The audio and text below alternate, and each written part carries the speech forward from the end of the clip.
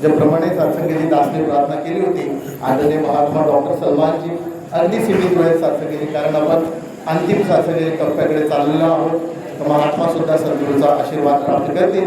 तदनंतर सात्संगीचे आदरणीय बहिणी योगिताजी जे की खेड रत्नागिरी या ठिकाणाहून आपल्यामध्ये उपस्थित आहेत, या बहिणी सुद्धा सद्गुरूचा आशीर्वाद प्राप्त करतील. जी साथ संगत बड़े प्यार से कहना, इस जग में मानव है जितने, सबके दिल की तमन्ना हो पूरी, सबको बना दे ज्ञानी ईमानी, दास तड़प कर दुआ कर रहा है, मेरी अरदास रहे ना अधूरी, सबको सिखा दे रूहानियत इंसानियत, दिलों से मिटा दे झगड़ा फसाद और हैवानियत, ए खुदा कह दे कुन फयकून, हर तरफ हो जाए सुकून ही सुकून, विस्तार असीम की ओर दौड़ो ए इंसानों ब्रह्म ज्ञान की ओर, आत्मा मंथन निरंकारी गुरु की शिकवन.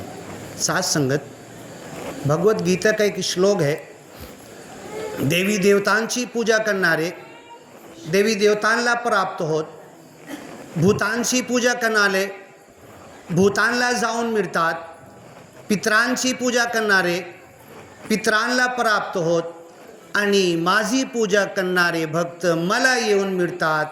त्यामुळे माझे भक्तांचा पुनर्जन्म नाही. सांगा पाहिजे का मला? गाढवाच्या, कुत्राच्या, मांजरच्या, डुकराचा जन्म पाहिजे का मला? नाही पाहिजे. सगळ्यांनाही सांगणार नाही पाहिजे तरी ब्रह्मज्ञान घ्या. इधर जितने भी गीत विचार शब्द आए हैं, हर एक का सार और मोल यही होता है कि ब्रह्म ज्ञान की तरफ आओ, विस्तार असीम की ओर. जिस कारण से मैं चल रहा हूँ, मैं फिर रहा हूँ, मैं खाना खा रहा हूँ, मेरे बदन में शक्ति है, खाना पचन हो रहा, रक्त बन रहा और मैं इस दुनिया के अंदर आगे बढ़ रहा, ये प्रभु निराकार की शक्ति है कि मेरा ये शरीर, अनमोल शरीर चल रहा है. और जब थोड़ी देर के लिए आजारी, बीमारी, दुख, तकलीफ, परेशानी इस बदन में आती है तो 10 रुपया, 100 रुपया, 50 रुपया, 1000 रुपया, लाखों रुपया डॉक्टर को देकर भी सुख नहीं मिलता, इस बदन के अंदर चैन नहीं आता.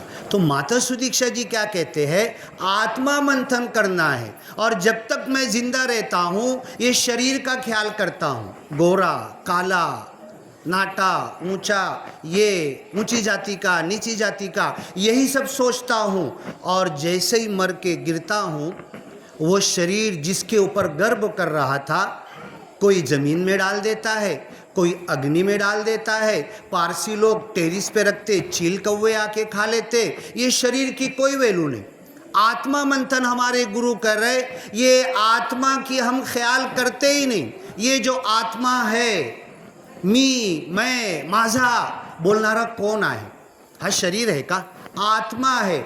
इस आत्मा का हम ख्याल करते नहीं हैं. माता सुदीक्षा जी यही हमें शिकवन देना चाहते हैं, ज्ञान देना चाहते हैं कि ये जो आत्मा है, आत्मा से परमात्मा तक पहुंच जाओ.